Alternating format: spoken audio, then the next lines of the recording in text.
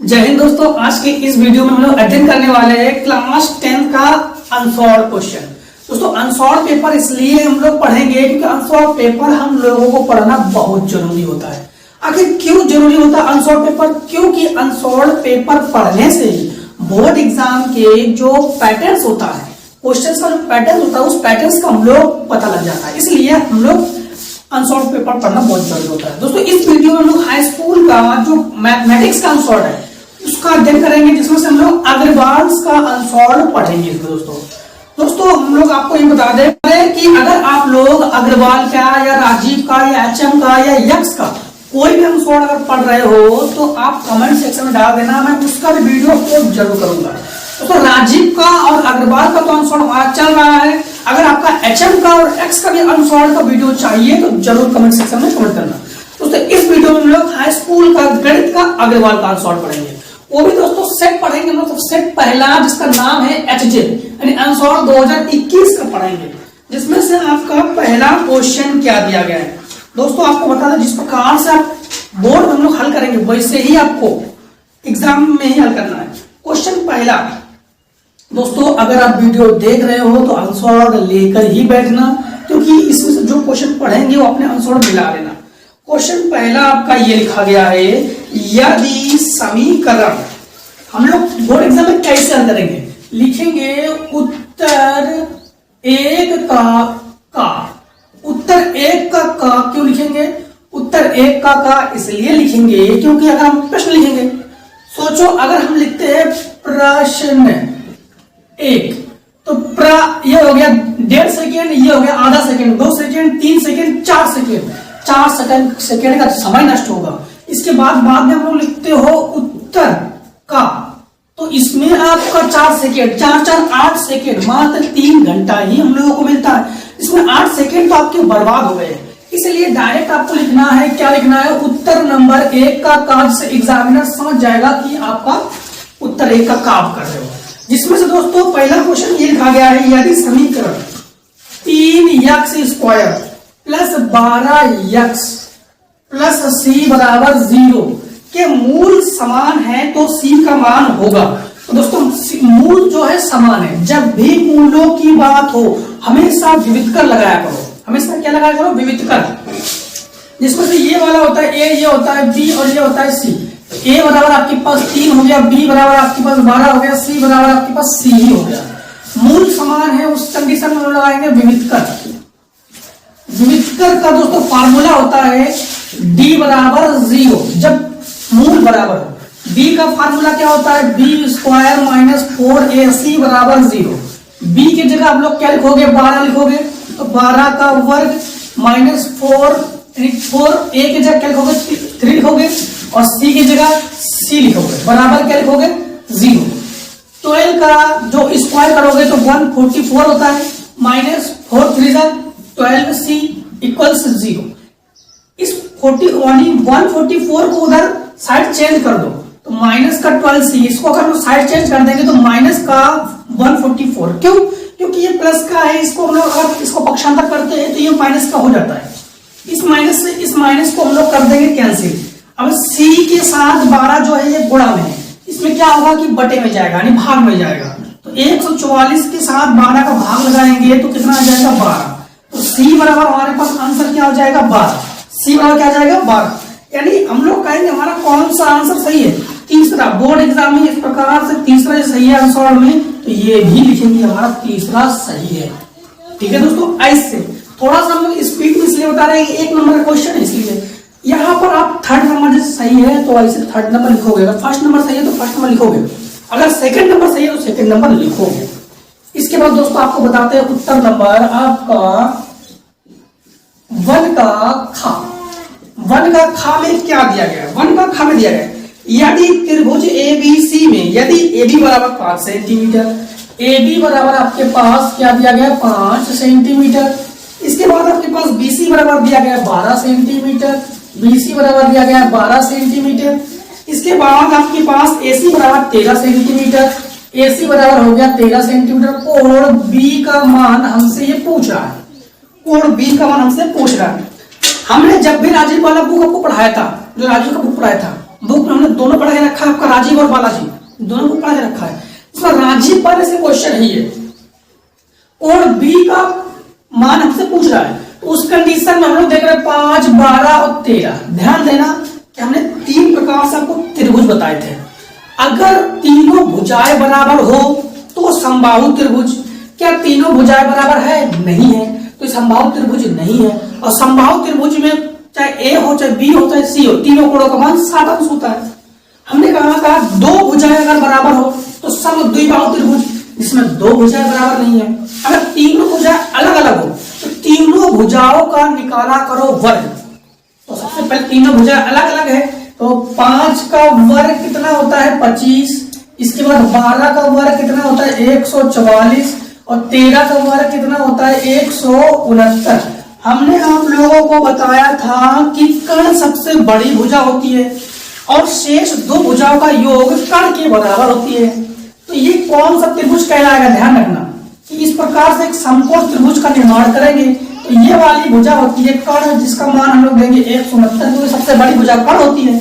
इस वाले को दे देंगे हम लोग, मान लो 44 दे दो, मतलब 144 दे दो या 25 दे दो, इसको मान लो दिया 25 दे दिया और इसको दे दिया हमने 144। तो 69 बराबर 144 बराबर प्लस 25, 69 नहीं 169, 169 और 144 इन दोनों को जोड़ो आप तो ये दोनों बराबर है।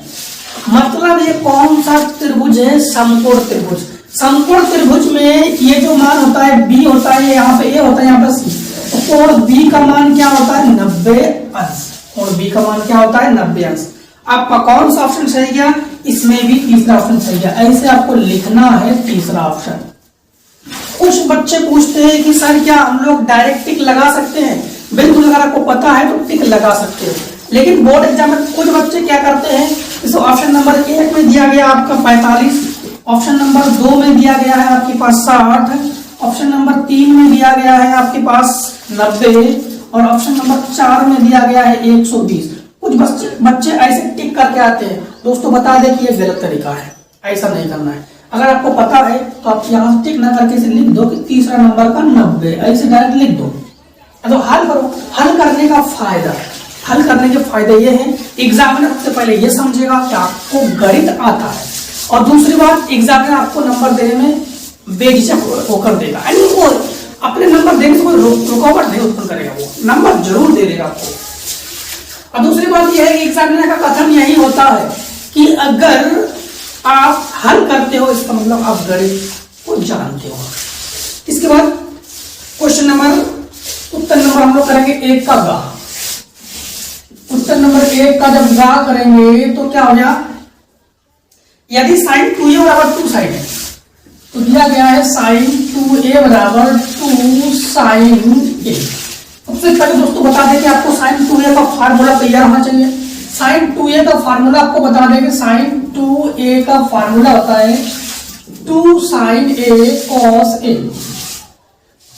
इस फार्मूला साइन 2a की जगह रखेंगे तो साइन 2a की जगह हो जाएगा 2 साइन a cos a बराबर हो जाएगा 2 साइन a। 2 साइन a को इसके बटे में बचा दो तो cos a बराबर हो जाएगा 2 साइन a बटे 2 साइन a। साइन a से साइन a 2 कैंसिल हो गई है, 2 साइन, तो cos a बराबर क्या होता है? ऊपर नीचे कैंसिल होने पर बचता है 1। दोस्तों आपको सारणी भी तैयार होनी चाहिए। ये किसका मान है? ये मान है दोस्तों cos 1। cos 1 किसका मान होता है दोस्तों? तो बता दें cos 0 का मान होता है cos 1। cos 0 का मान क्या होता है आपके पास? cos 1। तो ये हो जाएगा cos a बराबर हो जाएगा cos 0। अर्थात आप cos से cos कंपेयर कर लोगे तो a बराबर क्या हो जाएगा? 0 अंश, यानी cos से cos कैंसिल कर लो, a बराबर क्या हो जाएगा? 0 अंश। तो कोण a का मान हमसे पूछा गया था जो कि पहला सही गया, तो हम लोग यहां पर लिखेंगे पहला हमारा सही है। क्लियर हो गया दोस्तों? इसके बाद आपका इंडिया नंबर, इंडिया नंबर नहीं सॉरी घा नंबर। उत्तर नंबर हम लोग करेंगे 1 का घा। 1 का घा में हम लोग लिखा गया 2 से 12 तक की विषम संख्याओं का समांतर मान है। 2 से 12 तक की विषम संख्या। विषम संख्या किसे कहते हैं? जिसको हम लोग 2 से डिवाइड नहीं कर सकते, 2 से भाग नहीं कर सकते, विषम संख्या कहते हैं उसको। तो 2 से 12 तक, तो एक तो हो गया आपका 3 विषम संख्या, विषम हो गया, एक हो गया 3, एक हो गया 5, एक हो गया 7, एक हो गया 9, एक हो गया 11, क्योंकि 2 से 12 तक पूछा गया। समांतर माद क्या फार्मूला होता है आपको बताया था हमने। समांतर माद होता है पदों का, समांतर माद बराबर, यहां बराबर लगा देना, पदों का योग बटे पदों की संख्या, ये होता है समांतर माद के लिए। समांतर माद को सिंपल तरीके से हम लोग x बार से लिखते हैं, तो लिखेंगे x बार बराबर पदों का योग, यानी पद है 3 + 5 + 7 + 9 + 11, इनको जोड़ देंगे और इनको हम लोग जोड़ के फिर गिनेंगे कितनी है, 1 2 3 4 5, लिखेंगे 5। तो x बार बराबर जब इसको हम लोग जोड़ेंगे तो हो जाएगा 35 बटे ये हो जाएगा 5, क्योंकि 5 और 3 हो गया 8, 8 और 7 हो गया 15, 15 और 9 आपका हो गया 24, 24 और 11 हो गया 35, कट के हो जाएगा 7। तो हम लोग कहेंगे यहां पर उसको लिख देते हैं, ठीक है, यहां पर लिख देते हैं x बार बराबर आपका हो गया 7। तो अगर ऑप्शन पूछ देखा जाए तो ऑप्शन को कौन सही है, ऑप्शन नंबर चौथा सही है, यहां पर लिखेंगे चौथा ऑप्शन हमारा सही है। इसके बाद क्वेश्चन नंबर आपका जो 1 का इंडिया है, दोस्तों एक काम कीजिए, 1 का इंडिया पढ़ने से पहले काम कीजिए, आप इसका स्क्रीनशॉट लीजिए, इसका स्क्रीनशॉट लीजिए, इसके बाद हम लोग आगे क्वेश्चन सॉल्व करते हैं। चलिए क्वेश्चन नंबर अब हम लोग देखते हैं 1 का इंडिया नंबर। तो 1 के इंडिया नंबर को लिखेंगे हम लोग उत्तर नंबर 1 का इंडिया नंबर में ये कहा गया है सभी वर्ग होते हैं, सभी वर्ग समान, सर्वांशम 1 तथा 2 दोनों, इनमें से कोई नहीं। तो सभी वर्ग, दोस्तों वर्ग किसे कहते हैं? जिसकी चारों भुजाएं बराबर हो। अब इसको देखकर आप क्या कहोगे, ध्यान रखना फिर से एक बार, ये 2 सेंटीमीटर का है, ये भी 2 सेंटीमीटर का है, ये भी 2 सेंटीमीटर का है, ये भी 2 सेंटीमीटर का है, और एक हमने ये बना दिया।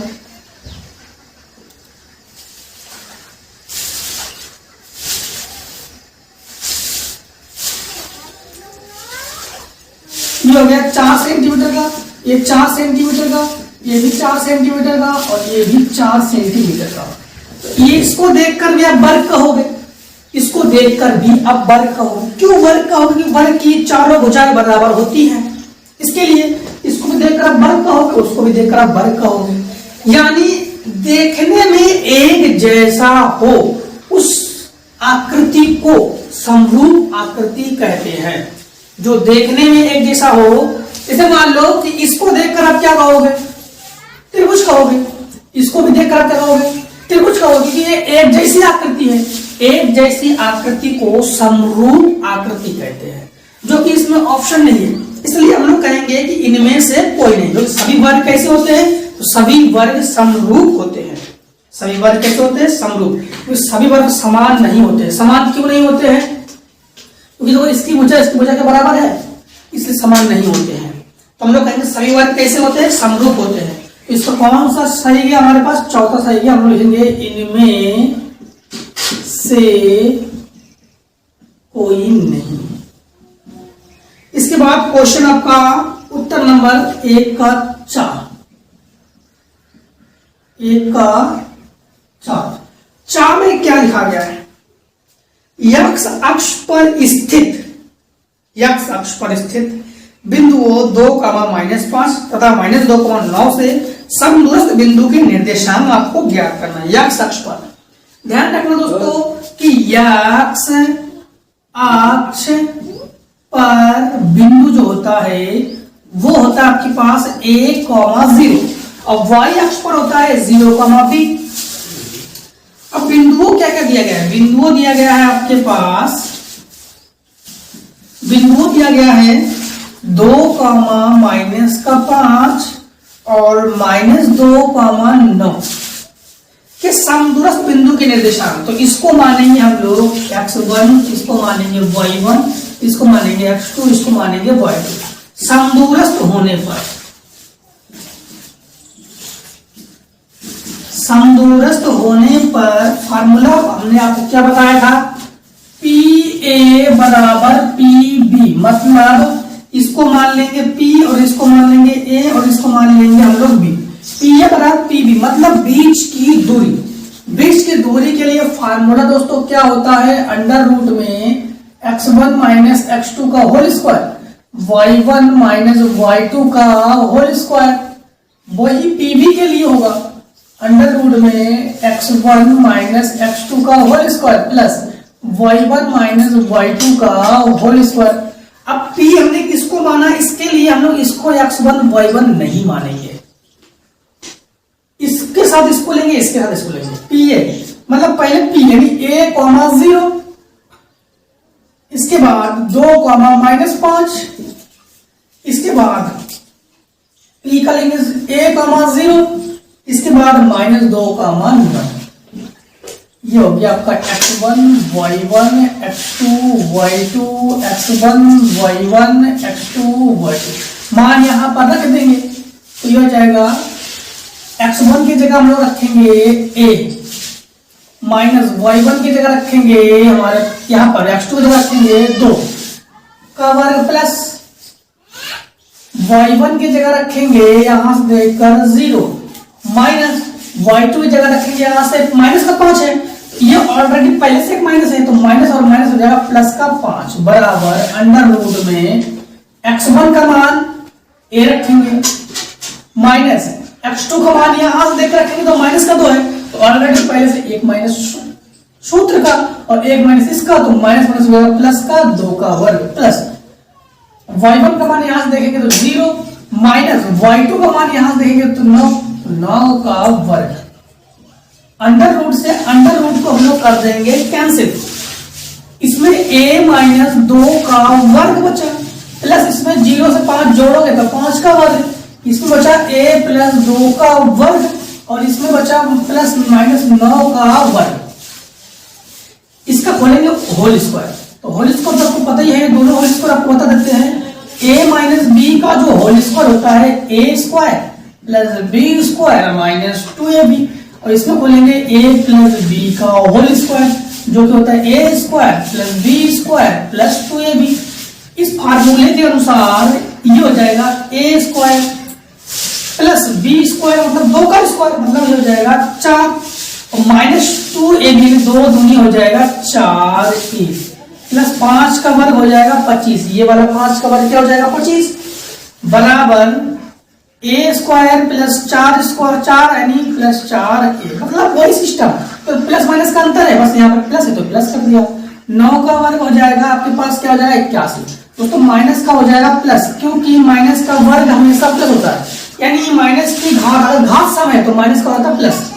ए बी है स्क्वायर और A B square cancel, A B 4 और ए बी 4 कैंसिल, क्यों क्योंकि ये बराबर है। इसको उधर पक्षांतर करेंगे तो माइनस का हो जाएगा, इसको उधर पक्षांतर करेंगे तो माइनस का हो जाएगा, इसके अनुसार ये कैंसिल हुआ। माइनस का 4 है, इस 4 को इधर भेजिए तो माइनस का 4 है क्योंकि माइनस का है इधर आके सॉरी प्लस का है इधर आके माइनस का हो जाएगा 81। ये उसको उधर पक्षांतर इसको उधर पक्षांतर करेंगे तो प्लस का उधर जाके हो जाएगा माइनस का, तो क्या हो जाएगा जुड़ के हो जाएगा माइनस का 8a। अगर समान चिन्ह हो तो जोड़ा जाता है, असमान चिन्ह हो तो घटाया जाता है। इन दोनों को घटाएंगे तो कितना बचेगा, यहाँ से 1 6, यहाँ से 1 11 तो 11 से 5 6 बटा 7 से 5, तो हम लोग कहेंगे 8 गुणा में है बटे में पहुंच जाएगा, तो a बराबर 56 बटे माइनस का 8 8 सटे 56, a बराबर हो गया माइनस का 7। तो बिंदु क्या हो गया आपके पास, बिंदु हो गया P का जो बिंदु हो गया, अब बिंदु हमारे पास a, 0 था तो a का मान है -7 तो -7, 0। कौन सा आपका ऑप्शन सही गया दोस्तों, ऑप्शन सही गया आपका दूसरा, तो हम लोग यहां पर लिखेंगे दूसरा ऑप्शन हमारा सही गया। दोस्तों इसके बाद इसी प्रकार हम लोग ऑप्शन टाइप के जितने भी क्वेश्चन है इसको हम लोगों ने खत्म कर लिया दोस्तों। अब हम लोग इसी वीडियो में क्वेश्चन नंबर दूसरा खत्म करेंगे, बस दूसरा तक इस वीडियो में पढ़ेंगे तो नेक्स्ट वीडियो में हम लोग तीसरा से पढ़ेंगे, ठीक है दोस्तों। तो दोस्तों क्वेश्चन दूसरा पहले स्टार्ट करते हैं हम लोग। तो उत्तर नंबर हम लोग क्या लिखेंगे, उत्तर नंबर दूसरे का दूसरे का काम है क्या है, दूसरे का काम में लिखा गया है समीकरण x माइनस 1/x बराबर 0 को हल करना है। तो x माइनस 1/x बराबर क्या है 0, इसको उधर पक्षांतर कर दीजिए तो क्या हो जाएगा, प्लस का हो जाएगा। तो x बराबर हो जाएगा 1/x, ये बटे में है इसके गुणा हो जाएगा। तो x और x हो जाएगा x घाते 2 बराबर 1। इस पार्ट में पर दोस्तों हमेशा रूट चढ़ाते हैं, इस पर चढ़ाया जाएगा रूट, तो x बराबर अंडर रूट का 1। रूट से वही मान निकलता है जो वर्गमूल बनता है, जो किसी का वर्ग है तो एक स्वयं का ही वर्ग है, तो x बराबर हो जाएगा 1। लेकिन रूट से जो भी मान निकलेगा वो होता है प्लस माइनस का। तो ये हो जाएगा दूसरे का नंबर का आपका उत्तर। अब दोस्तों आपको एक काम करना है, इसका स्क्रीनशॉट लेना है, इसके बाद दूसरे का जो पार्ट से खत्म कर देंगे। दूसरे का खा है उसको लिखेंगे उत्तर नंबर दूसरे का खा। दूसरे का खा में दोस्तों क्या लिखा गया है, tan 26 अंश बटे cot 64 अंश का मान गया था। तो tan 26 अंश बटे cot 64 अंश का मान गया था। ऐसे कंडीशन दोस्तों अगर इसका ऑप्शन टाइप क्वेश्चन दिया जाए तो इसका आंसर हमेशा ए होता है, ये ध्यान रखना आप लोग, ठीक है। अब बात बाकी हमने आपको जो पढ़ाया था, हमने क्या कहा था कि हमेशा मान को अगर 90 से कम है या 90 के आसपास है तो मान को 90 से ही चेंज किया करो। तो इसको 90 से चेंज करो, चाहो तो ऊपर वाले को चेंज करो, चाहो तो नीचे वाले को चेंज करो। तो चेंज हम लोग ऊपर वाले को कर रहे हैं, तो लिखेंगे 10। अगर हम 90 माइनस 64 करते हैं, अगर नीचे वाले को चेंज करोगे तो ऊपर वाला मान लिखोगे, अगर ऊपर वाले को चेंज करोगे तो नीचे वाला मान लिखोगे। ध्यान देना कि 90 से तब चेंज करना जब इन दोनों का योग 90 हो, तभी चेंज करना। इन दोनों को जोड़ेंगे तो ये हो जाएगा 60 और 6 और 4 10 और 6 2 8 9, तभी 90 से चेंज करेंगे, अन्यथा 90 से चेंज नहीं करेंगे हम लोग। फिर मान को चेक करते हैं, 90 से तभी चेंज करेंगे जब इन दोनों का योग 90 हो। 10 90 से 64 घटाओगे तो 26 बचेगा बटे cot 64। अब ध्यान रखना दोस्तों, चलो कोष्टक लगा दिया, कोई दिक्कत नहीं दोस्तों। 10 90 माइनस जो 10 90 माइनस थीटा का फार्मूला क्या होता है cot थीटा। जब यहां पर थीटा है तब यहां पर थीटा हुआ, इसका मतलब है कि यहां पर ध्यान रख 10 90 है तो cot बन गया, तो हम लोग cot बनाएंगे और यहां पर थीटा का जगह 64 लिखेंगे बटे cot 64। ये दोनों कट कर इसका आंसर आ जाएगा 1। दोस्तों ये हो गया आपके पास इसका आंसर। इसके बाद हम लोग करेंगे दूसरे का गा नंबर, हम लोग करेंगे उत्तर नंबर दूसरे का गा। दूसरे गा में क्या कहा गया, दो समरूप त्रिभुजों की भुजाएं 4:9 के अनुपात में है। तो त्रिभुजों की भुजाएं, समरूप त्रिभुजों की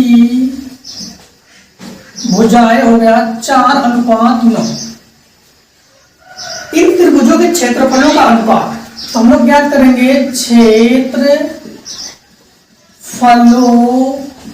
का अनुपात। तो ध्यान देना कि क्षेत्रफलों का अनुपात क्या होता है, त्रिभुज की जो भुजा होता है वो क्षेत्रफल जो होता है वो भुजा के वर्ग के बराबर होता है। यानी त्रिभुज का जो क्षेत्रफलों का अनुपात होता है उसके भुजाओं के वर्गों के अनुपात के बराबर होता है। मतलब कहने का ये है जो त्रिभुज का क्षेत्रफल है वो भुजा का वर्ग कर दोगे त्रिभुज का क्षेत्रफल बन जाएगा। लेकिन ये केवल अनुपात में ही लागू होता है, अन्य में नहीं। तो क्षेत्रफलों का अनुपात क्या हो जाएगा, 4 का वर्ग अनुपात 9 का वर्ग। तो 4 का वर्ग आपका हो जाएगा 16, 9 का वर्ग हो जाएगा 81। ये हो गया आपके पास इसका आंसर। अब हम लोग देखते हैं दूसरे का घा नंबर। हम लोग उत्तर नंबर दूसरे का घा करेंगे। इन्होंने कहा 10 व्यक्तियों के भार का समांतर मान 56.6 किलोग्राम है। इनके भारों का योगफल ज्ञात करना है। ध्यान देना इसमें क्या कहा गया, 10 व्यक्तियों के भार का समांतर मान। तो कुल व्यक्ति कितने हो गए, कुल व्यक्ति हो गए हैं 10। और 10 व्यक्तियों का माध्य कितना दिया गया है? 10 व्यक्तियों, चलो ऐसे करते हैं, माध्य लिख देते इसको, माध्य या समांतर माध्य एक ही चीज है। माध्य कितना दिया गया आपके पास? 45.6 किलोग्राम। उनके भारों का योगफल ज्ञात करना, योगफल ज्ञात करना। इसके लिए क्या करेंगे हम लोग? माध्य का फार्मूला लगाएंगे। हमने तुम लोगों को माध्य के लिए फार्मूला बताया था। माध्य बराबर क्या होता है? पदों का योग बटे पदों